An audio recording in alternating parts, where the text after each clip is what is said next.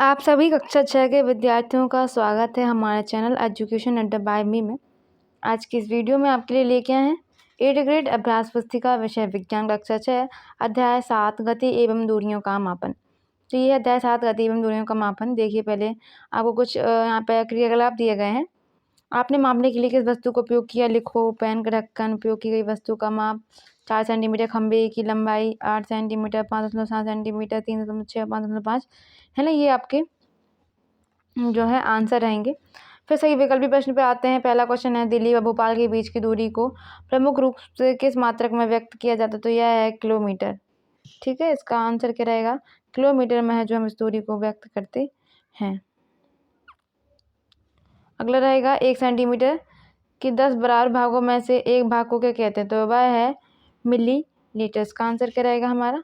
मिली litre.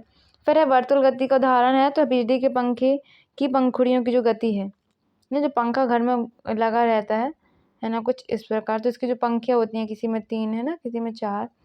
तो ये जो पंखे की गति है वो वर्तुल गति का उदाहरण है। फिर है चौथा, फर्श पर लुढ़कती किसी गेंद में कौन सी गति पाई जाती है? तो वह है सरल रेखीय गति अथवा घूर्णन गति। अगला क्वेश्चन है, ऐसी गति जो निश्चित समय अंतराल के पश्चात अपनी गति को दोहराती है क्या कहलाती है? तो यह है आवर्ती गति। फिर है प्रश्न पहला, प्राचीनतम से अत्याधुनिक परिवहन के साधनों के नाम लिखिए। तो प्राचीन काल में लोगों के पास यातायात के कोई साधन नहीं थे, इसलिए लोग पैदल चलते थे तथा अपना सामान अपनी पीठ पर लाद कर ले जाते थे। और इसके अलावा आप क्या लिख सकते हैं, वहाँ पे बैलगाड़ी हुआ करती थी, घोड़ा गाड़ी, गधे वगैरह, इसी से वो अपना जो है वो सामान ढोया करते थे।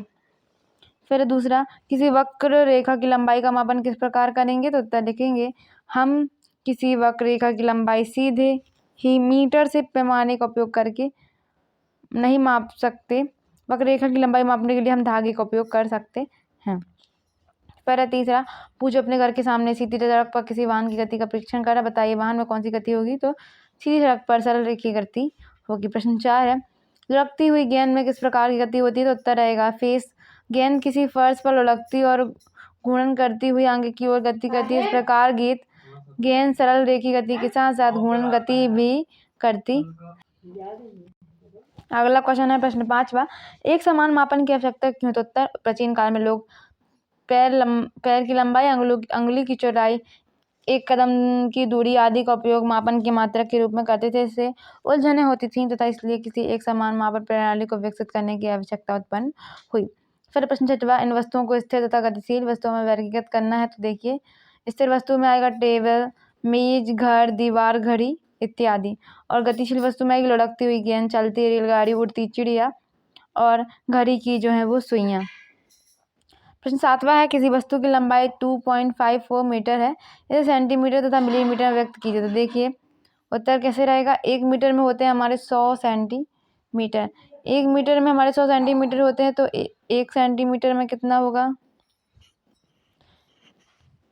देखिए, 1 मीटर में 100 सेंटीमीटर होते हैं, 1 सेंटीमीटर में 100 मिलीलीटर होता है। 2.54 को हम मिलीलीटर में बदलेंगे तो 100 का गुणा इसमें होगा, तो 2.54 जो है सेंटीमीटर में आ जाएगा और 2504 फिर इसमें 10 का मल्टीप्लाई कर देंगे तो ये हो जाएगा 2540 मिलीलीटर और 254 सेंटीमीटर।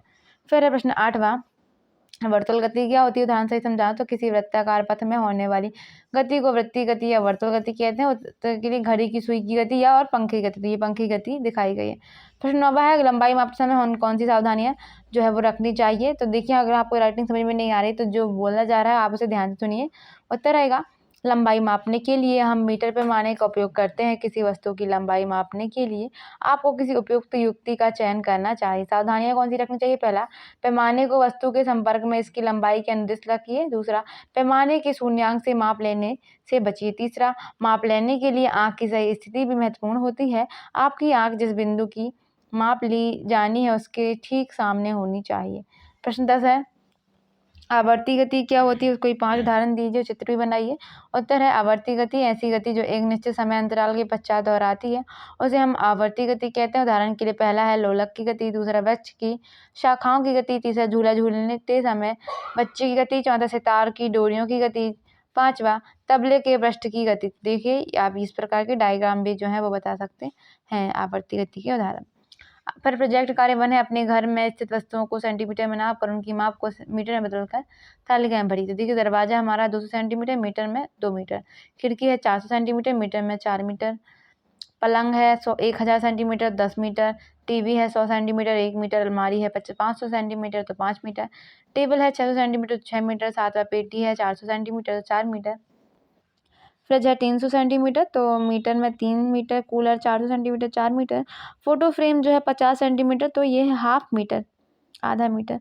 फिर है प्रश्न प्रोजेक्ट कार्य 2, अपने आसपास गतिशील वस्तुओं को देख व उनमें होने वाली गति के प्रकार को भी लिखिए। यदि आपको किसी वस्तु में एक से अधिक प्रकार की गतियाँ दिखाई देती हैं तो उसको तालिका में भरिए। तो देखिए पंखा है, हम उसमें वर्तुल गति है, रेल में सरल रेखी गति, घड़ी में आवर्ती गति, गेंद में घूर्णन गति भी है और सरल रेखी गति भी है, झूला में दोलनी गति है और आवर्ती गति भी है, साइकिल के पहिया केवल घूर्णन गति करता है, सैनिक जो होते हैं वो सरल रेखी गति करते हैं, पृथ्वी जो है आवर्ती गति करती है और साथ में घूर्णन गति, घंटी जो है आवर्ती गति है और सितार जो है वो आवर्ती गति। तो ये थी आज की वीडियो पसंद आई हो तो वीडियो को लाइक कर दें, चैनल को जरूर सब्सक्राइब कर दें। मिलते हैं अगली वीडियो में, तब तक के लिए अपने दोस्तों के साथ भी इस वीडियो को शेयर कर दें। अगले पार्ट में मिलेंगे जो है कि प्रकाश, छाया एवं परावर्तन। तब तक के लिए धन्यवाद।